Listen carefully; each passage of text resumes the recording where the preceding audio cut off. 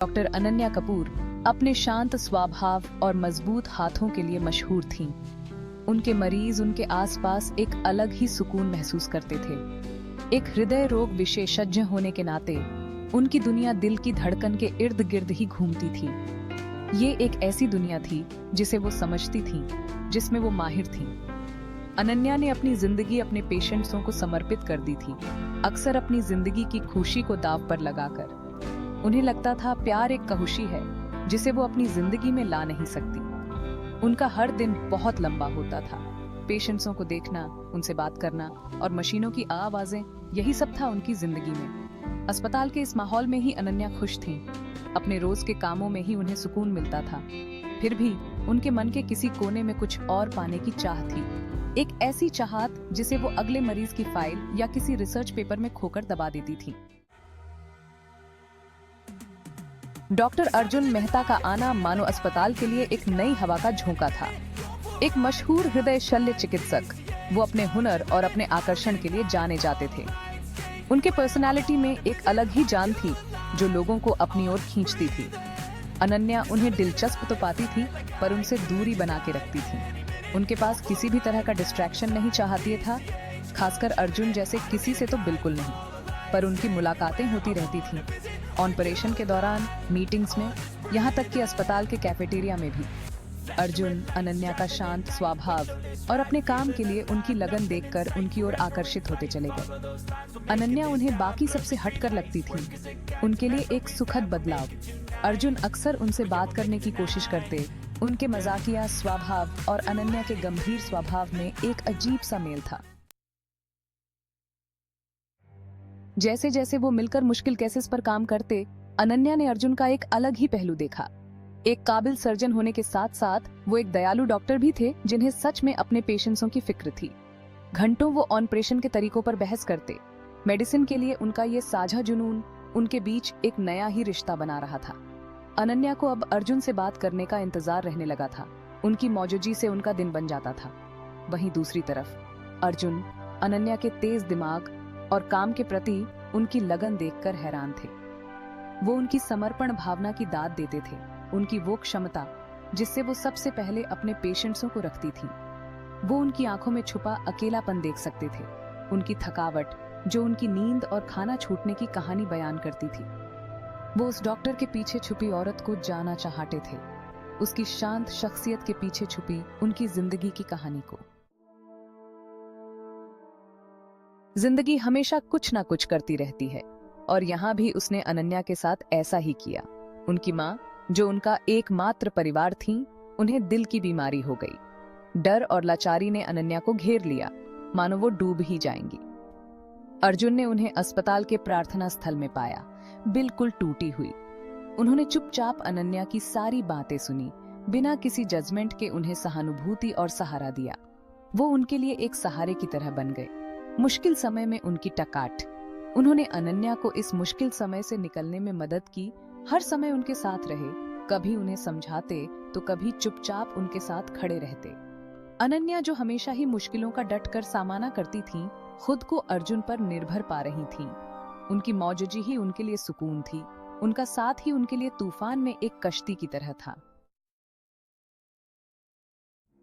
अर्जुन के साथ होने से अनन्या अपनी माँ के इलाज में सब संभाल पा रही थीं।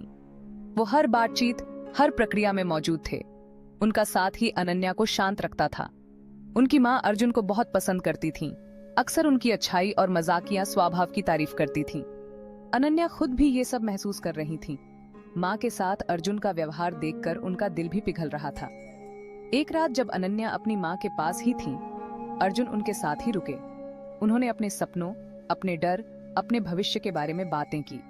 पहली बार अनन्या ने खुद को इतना कमजोर होने दिया, उन जज्बातों को महसूस किया जिन्हें वो इतने समय से दबा रही थी। अस्पताल के उस शांत कमरे में मशीनों की आवाजों के बीच प्यार खिल रहा था। अर्जुन के लिए अपनी भावनाओं को समझकर अनन्या खुश भी थीं और डरी हुई भी। उन्होंने अपने दिल के आसपास दीवारें बना ली थीं। उन्हें लगता था प्यार उनकी जिंदगी को और उलझा देगा। अर्जुन उनकी झिझक समझते थे, इसलिए उन्होंने अनन्या को समय दिया। वो उनके दोस्त बने रहे, उनके सहकर्मी बने रहे उनके लिए उनकी भावनाओं को कभी भी उनके सम्मान से ऊपर नहीं आने दिया। वो समझते थे कि अनन्या को समय चाहती है, खुद को समझने के लिए, अपनी भावनाओं को समझने के लिए। उन्होंने अनन्या को दिखाया कि प्यार कोई बोझ नहीं है बल्कि ताकत है।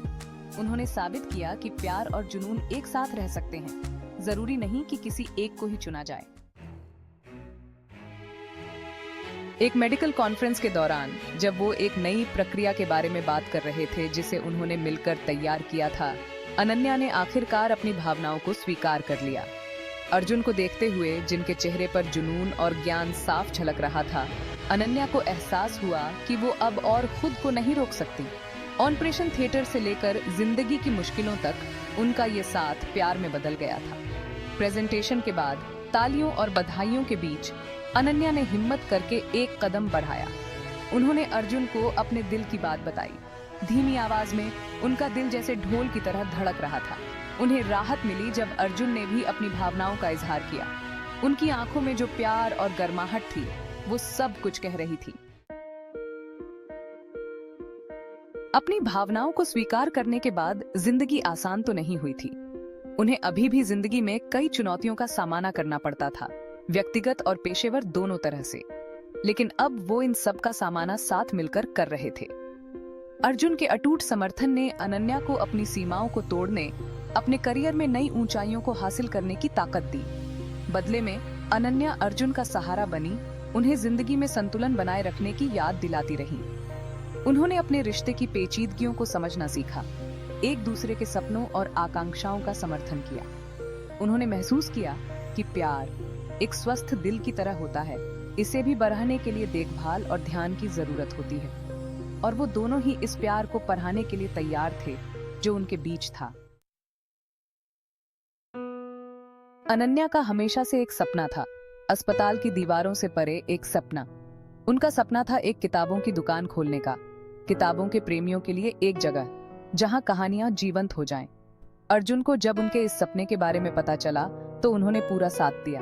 उन्होंने अनन्या को उसे पूरा करने के लिए प्रोत्साहित किया, मेडिसिन से परे भी खुशी ढूंढने के लिए।